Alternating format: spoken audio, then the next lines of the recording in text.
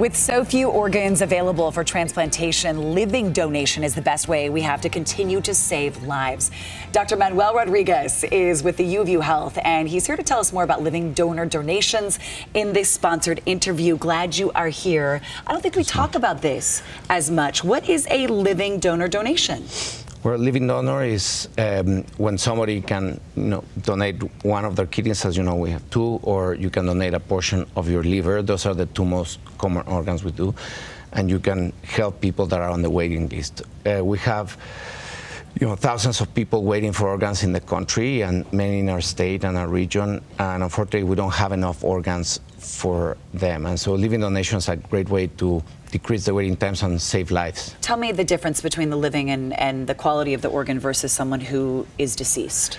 Well, in living donation, both living liver donation and liver kidney donation, the donors go through a very extensive process, and we want to make this as safe as for the donors as possible. But we have, during 3 to 4 weeks, a very intense workup. We know everything about the donors. We get testing. We know that the quality of the organs are very good. And in many diseases, we know that kind of the long-term results are probably better with living donation disease. Interesting. Well, talk too about this waiting list and how long some people are waiting. And you don't have to do that as much as if you have a living donor. Correct. It's really sad to think we have a lot of adults and children waiting 4 or 5 years for a kidney, or 2 or 3 years for a liver. And the best way to reduce that waiting time is through a live donor. A live donor workup takes, again, around 4 weeks, and you can help your loved one by that time, or help someone else, right? We have a lot of people that donate to people they don't know. Well, speaking of that, there's something called a living donor chain. What is that? So oftentimes donors may not be compatible with their loved ones, and you may have a sibling that wants to donate to the other one, and for either anatomy or their blood type or other things may not be able to donate. So, but there may be someone else in our community or in a different state in the country where they are compatible. So somebody in Utah can donate to someone in Arizona, and that person someone in Minnesota, and then one kidney comes here. We also started a living donor exchange program in the country for livers. It's something that is very new. It's a pilot study, but it's really another way to help, right? Everyone pays it forward. Exactly. That's how that chain comes to be. So you say you can donate your kidney and your liver. What do you say to people that say to you, but I need those, don't I? Yeah, so there's a lot of data now on the safety of donation. I think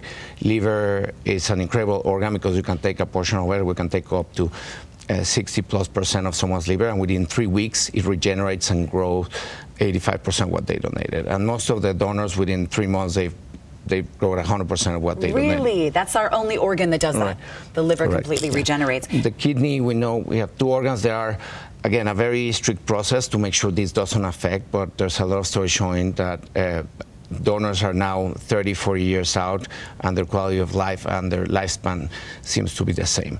There are other organs that are uncommonly donated, like as a live donor, like lungs and pancreas, but that's something that is still under development around the world. You and I were talking in the commercial break about Utahns and this incredible ability we have in our state to step up and help.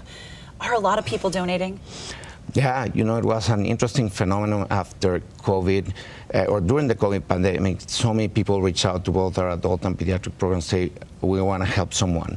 And last year, 2022, was the biggest year for living donation in our state.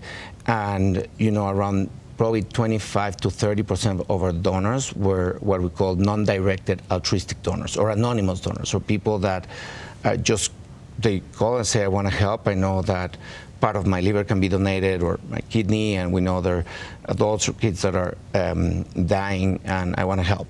And so it's really something. I've worked in 3 different states around the country, and I've never seen what I see in Utah of people being really out there giving to others. Isn't that heartwarming? Yeah, it's so amazing. everybody, if you would like to donate, please go to that website you see on your screen from U of U Health. That's where you can learn more about being a living donor. And of course, there'll be a link on our website. And our thanks to the U of U Health for this sponsored interview. Doctor, good information. Thank you so We much. appreciate Thanks you for being having here. us.